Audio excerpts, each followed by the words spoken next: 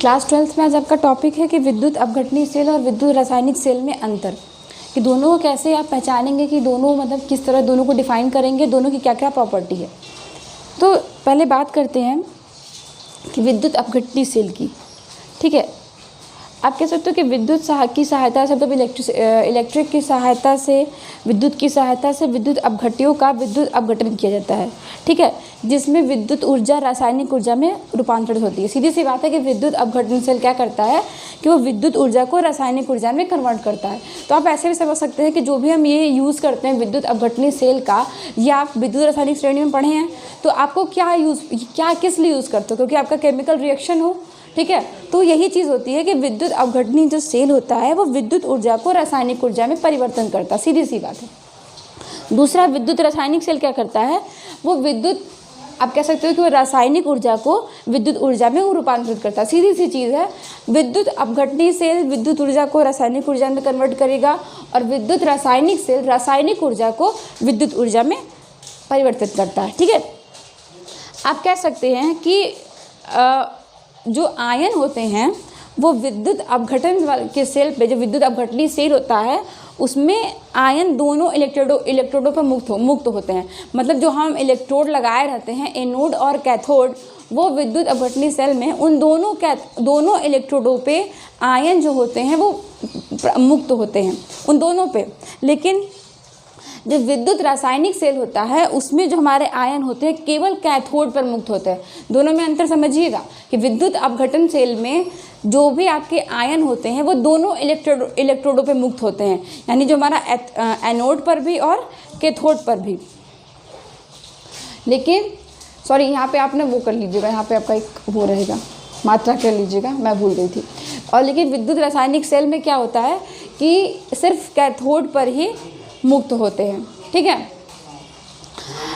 अब अगला पॉइंट आता है कि यदि अक्रिय इलेक्ट्रोड प्रयोग किए जाएं तो समय के साथ विद्युत अपघट्य की सांद्रता घट जाती है, क्योंकि आयन मुक्त होते रहते हैं। इसका मतलब समझिए कि जो विद्युत अपघटन सेल होता है उसमें अगर हम अक्रिय इलेक्ट्रोडों का प्रयोग करें, अक्रिय इलेक्ट्रोडों का मतलब क्या होता है, आप जो मतलब क्रिया न करें, ठीक है, तो समय के साथ विद्युत अपघट्य की सांद्रता घट जाती है, क्योंकि आयन मुक्त होते रहते हैं। ठीक है, लेकिन जो विद्युत रासायनिक सेल है उसमें एनोड के कक्ष में विद्युत अपघटन की सांद्रता बढ़ जाती है, जबकि कैथोड कक्ष में विद्युत अपघट्य की सांद्रता घट जाती है। इसमें क्या होता है, इसमें उल्टा होता है। इसमें जो एनोड चैम्बर होता है, एनोड कक्ष होता है, उसमें विद्युत अपघट्य की सांद्रता बढ़ती है और कैथोड में कम हो जाती है।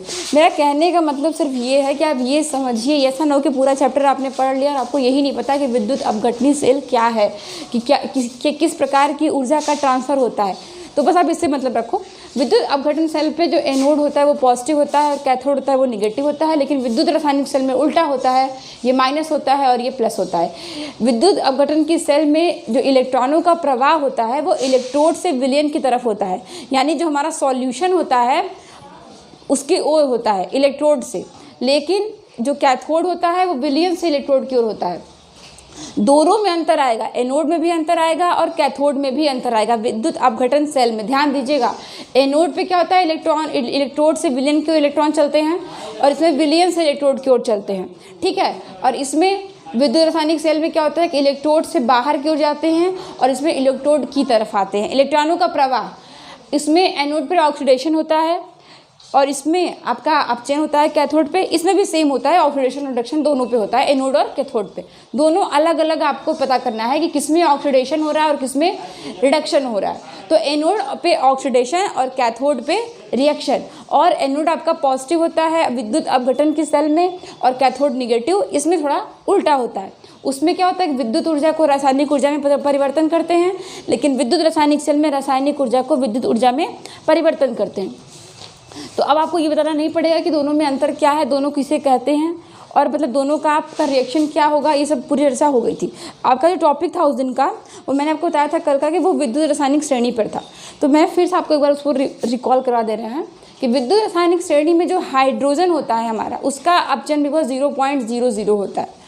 उससे ऊपर जो एलिमेंट है वो हाइड्रोजन को विस्थापित करता है इक्वेशन में से, जैसा कि हमने जिंक और H2SO4 का लिया हुआ था।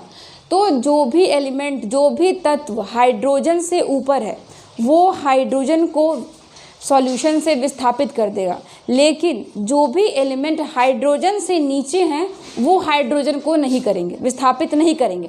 लेकिन अगर बात होती है कि सिर्फ 2 एलिमेंट दे दिया गया हो, तो अगर उसमें हाइड्रोजन ना हो तो उसमें ये चीज़ आती है कि अगर हाइड्रोजन नहीं दिया हुआ है तो सीधी सी बात है, आप पहला चीज़ देखिए कि कौन सा एलिमेंट किससे ऊपर है। और अगर तब भी कुछ कन्फ्यूजन्स आ रही हैं तो आपको मैंने बताया था कि 3 चीज़ को फॉलो करना है। पहला ये देखना है कि उसका अपचयन विभव किसका ज़्यादा है, ठीक है, देता है कि किसका अपचयन विभव ज़्यादा है। अगर किसका प्लस में है या माइनस में है तो प्लस वाले को आप ज़्यादा लोगे। वो होता है कि अगर जो हमने सीरीज़ देखी थी वो अपचयन विभव के आधार पर रखी गई थी, इसलिए जो क्लोरीन और ब्रोमीन का जो डिफरेंस कल देखा गया था कि क्लोरीन का पॉजिटिव होता है, ब्रोमीन का भी पॉजिटिव होता है, क्योंकि उसमें हम लोग ऑक्सीकरण विभव देखते हैं।